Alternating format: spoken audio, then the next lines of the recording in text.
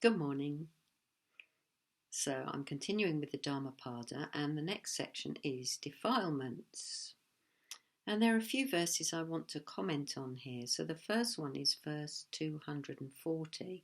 It says, "As rust, which springs from the iron, destroys it, so the evil which men do destroys them." As rust, which springs from the iron, destroys it, so the evil which men do destroys them. Yes, so this is an interesting verse because rust it manifests very gradually, doesn't it? And it eats away at what's underneath it, and sometimes it even looks rather beautiful. Rust has some very interesting colours on it. It's quite bold, isn't it? Those beautiful rusty. Orangey colours that can appear as rust. And, in a similar way, our unskillfulness eats away at us, and it can be very deceptive on the surface, just like rust is. It can appear as quite attractive. For example, if you take something like gossip, for example, gossip can seem very harmless. It can be very energizing. It can seem quite innocent and seems to colour life, make it a bit more interesting or something, a bit like rust does on iron. But actually, what it's doing is eating away at our unskillfulness, eating away, you could say, at our Buddha nature that's under there, deeply hidden inside each of us. So I think that's quite it's quite a good image actually for the way that what is apparently quite harmless actually is eating away at us. I want to jump now to verse 252, and it says, "It is easy to see the faults of others, but hard to see one's own. Men point out the faults of others, but cover their own, as a dishonest gambler hides a losing throw of the dice." It is easy to see the faults of others, but hard to see one's own. Men point out the faults of others, but cover their own, as a dishonest gambler hides a losing throw of the dice. There's a lot in this verse. So, yeah, I think I saw a long time ago that actually it is very hard to see one's own faults and so easy to see the faults of others. Why is it hard to see one's own faults? Well, initially I think it's because our self-view isn't strong enough to hold our faults, if you like, in our consciousness, our conscious awareness. And I think when we start doing the metta bhavana, we find out that our self-view maybe is more fragile than we thought. Maybe we found all sorts of ways to make ourselves feel better, to make ourselves feel good about ourselves. But actually it's very fragile. It's very precarious. It's not very stable. And it actually takes quite a lot of courage and self-awareness to really see the faults of yourself without it being a downer, without it being depressing or thinking that we're a bad person. So we need to see our faults as they are, human qualities that in a way need purifying. We do things that harm ourselves, that harm other people, and that harm the world. And if we can see that in a straightforward way, or even with a bit of humour, then I think it can be very helpful. So we can certainly learn to see some of our faults, but even so, we have got sides to ourselves that we don't know. And that's because we have to acknowledge that everybody sees us differently. Absolutely everybody and everything sees us differently to how we see ourselves. And we don't know how others perceive us. So we've got a particular view of ourselves, but everybody else has got a view of us as well. And particularly in the Sangha, there's this rare opportunity to learn about ourselves through friendship, through our friends being really honest with how they find us. Now, of course, their views are going to be partial to some extent too. But if we are part of the Sangha, it might be that 2 or 3 people, or maybe even more, see something in us that maybe we haven't seen ourselves. And maybe we're part of a study group, for example, or part of a group of people that have asked for ordination.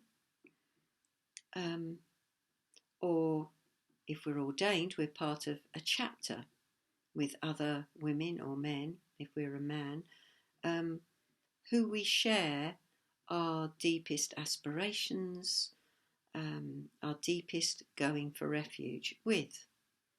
And in those situations, we can share ourselves, and other people share themselves, but they can also hold up a mirror to us as to how we are. And there's quite a skill in doing that, of course. It's not like people are just going to tap us on the shoulder and say, you know how I see you, it's pretty grim, but I want to tell you this, you act like this, you're like this. It doesn't happen like that. It happens in a much kinder, more compassionate way. But we learn how to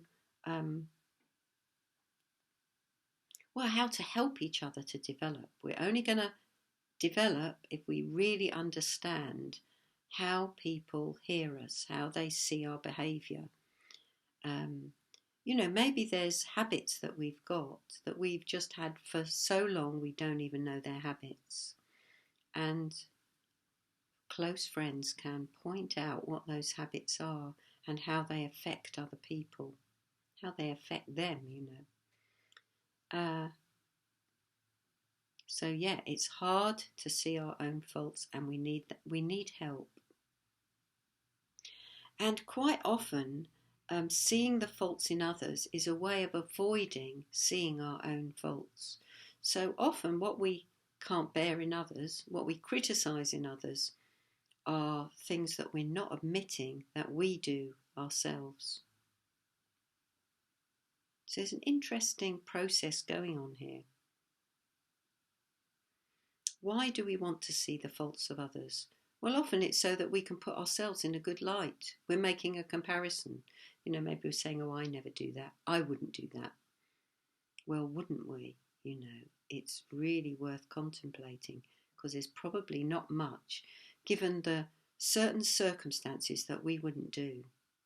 And it's really good to acknowledge that. Otherwise, we're always pointing the finger at others and saying, now, I would never do that, but you do this. The next verse says, he who is always finding fault with others will let his own faults grow and is far from being rid of them in himself. So by pointing the finger at other people, we kind of put this veneer of protection around ourselves. It's always other people. A bit like I was saying the other day about blaming. We blame other people in a way to protect ourselves. And here again, finding fault with others is a way that we turn a blind eye to ourselves and to our own weaknesses.